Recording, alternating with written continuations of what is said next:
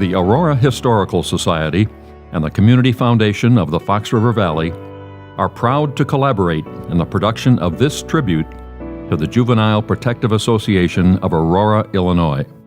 The organization, known informally as the JPA, celebrated its 100th anniversary in February 2014.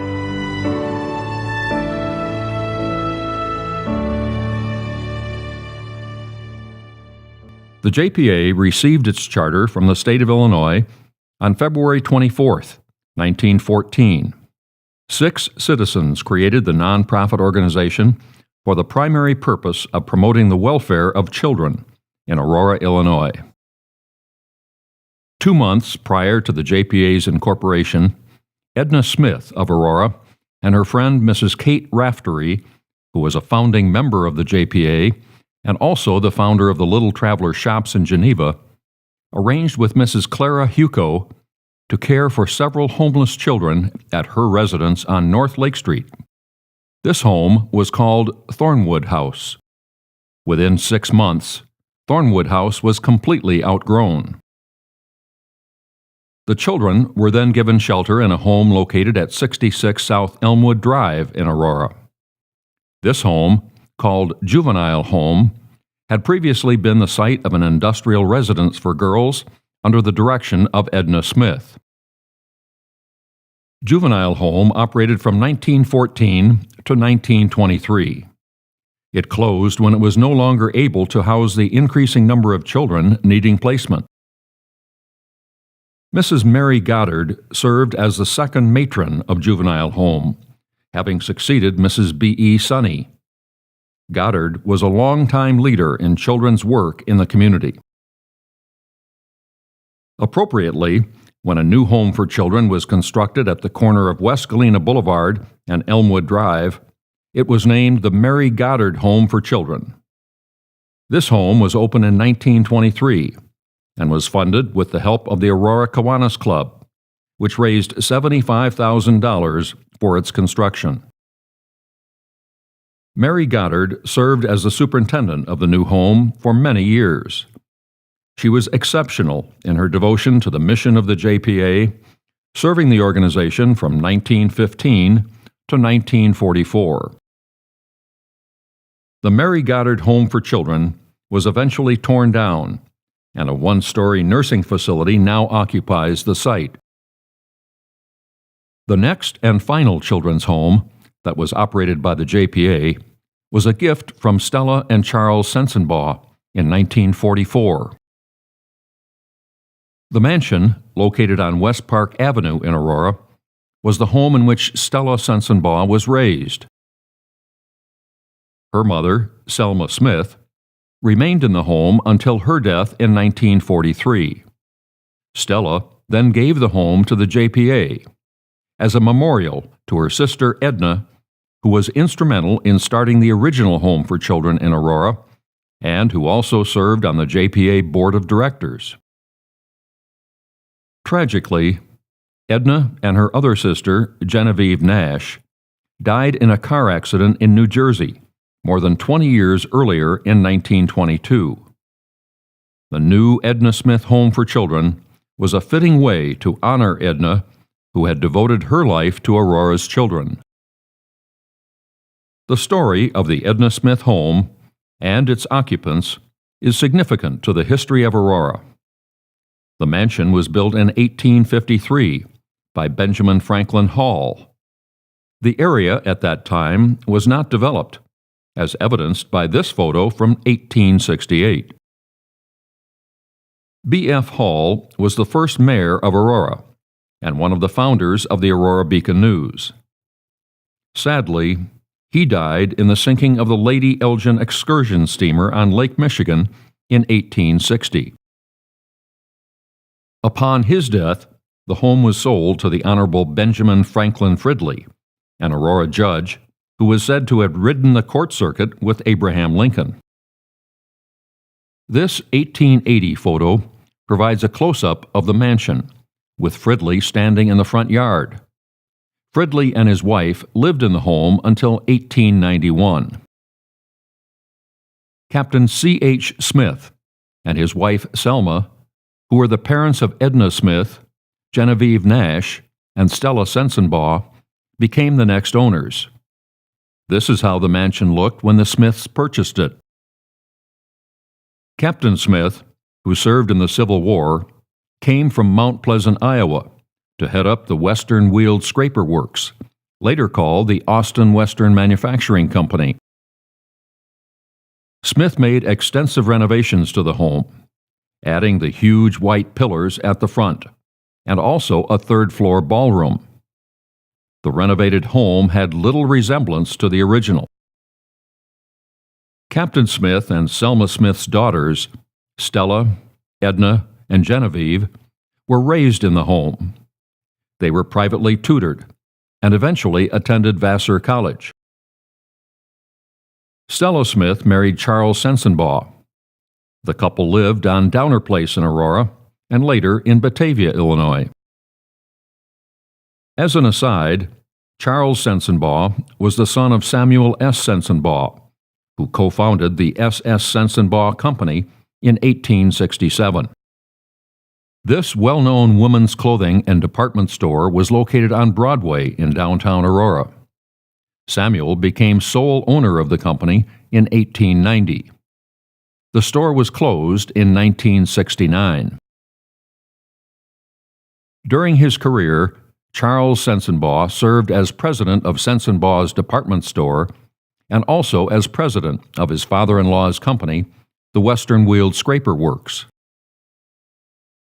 After Charles and Stella gifted Stella's childhood home to the JPA, it took only 4 years to raise the $190,000 needed to renovate the structure and add new fireproof dormitories. Eventually, the home was able to accommodate 50 children. On October 8, 1948, the Edna Smith Home for Children was dedicated. Astonishingly, more than 6,000 people attended the grand opening event. It was a lovely facility, visited by citizens throughout the year, who were given special tours. The 3 acres of grounds made it possible for boys and girls to play a variety of outdoor sports, including baseball. In addition, there were basketball courts and jungle gyms. The merry-go-round was enjoyable for children of all ages, including the adults who could not resist the fun. Board games were played outdoors in the spring and summer, enabling the children to take advantage of the fresh air. And on special days, horse rides were given to the children, which brought a sense of adventure and excitement. Inside, boys used their imaginations in creating buildings and other structures with the large wooden blocks provided by the home. And youngsters were always proud to impress adults with their feats of strength. Toy trucks, road machinery, tractors, and boats gave boys the chance to dream about their future careers. Even the photographer was willing to demonstrate his craft to the children, who were always eager to learn from him. Music lessons and sing-alongs brought cultural opportunities to each child. Musicians visited the home often and introduced children to a variety of musical styles and instruments. The children learned to play instruments as well, and were eager to give recitals to their friends. Older children were encouraged to read stories and perform their musical talents, thus giving them experience and confidence. Children ate family style, which created a warm, home-like atmosphere. After dinner, it was time to study. Students attended the local public or parochial schools and were expected to complete the assignments given by their teachers. After homework was completed, there was story time for the younger children. And then an hour of television was allowed before bedtime. Children worshiped in the faith of their family's choosing. Reciting nighttime prayers was an important part of life at the Edna Smith home. Holidays were festive occasions and always observed. Christmas was special to children and adults alike. May Day also was celebrated with May baskets and special treats for the children to enjoy. Easter was a time of adventure. Easter egg hunts were held on the grounds, with each child finding a prized egg for their basket. Even Thanksgiving was special, with dinners prepared in the spacious kitchen under the watchful eyes of the young residents. And of course, nothing was more treasured in a child's life than the celebration of his or her birthday. However, due to rising costs, a reduction in income, and fewer referrals from private and public agencies, the Edna Smith home was reluctantly closed in 1971. All children found shelter in other facilities or in foster homes, which had become the state of Illinois' preferred way for children to be served. It was a difficult and heart-wrenching decision. Yet, it was a decision that had to be made. After closing, the JPA board leased the building and grounds to School Districts 131 and 129 for a pre-kindergarten center. The building was eventually sold to a church, and now is the home of Mutual Ground, a shelter for women and children. Alan Schuler, the longest-serving president of the JPA Board of Directors, has helped to shepherd the organization since 1969, when he joined the board. He became president in 1971, a position he holds to this day. Mr. Schuler continues to work closely with the board to ensure the continuation of the JPA's outstanding support of the Aurora community. Each year, thousands of dollars in grants are awarded to local agencies providing services to children.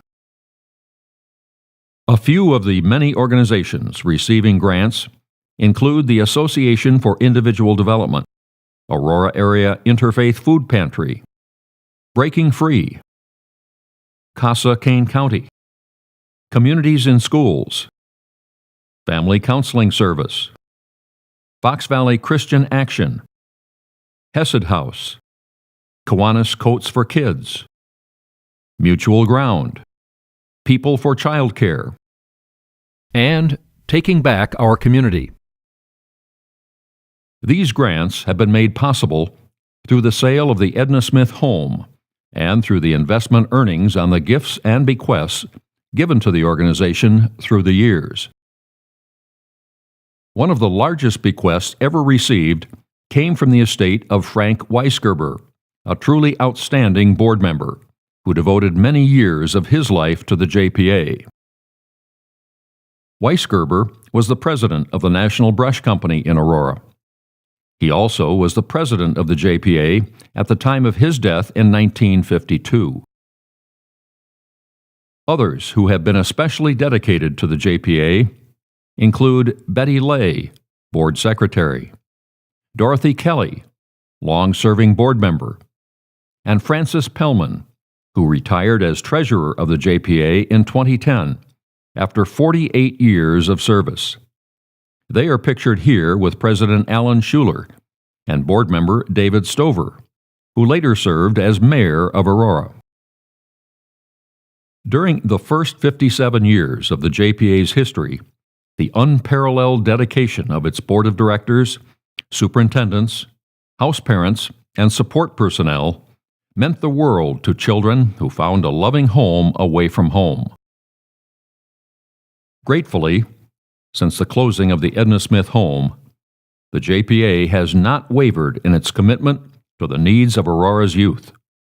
It remains a strong and essential organization that puts children first. May the next 100 years find the Juvenile Protective Association as vibrant and compassionate as it is today. The future of the JPA is important to the future of our children. It is important to the future of us all.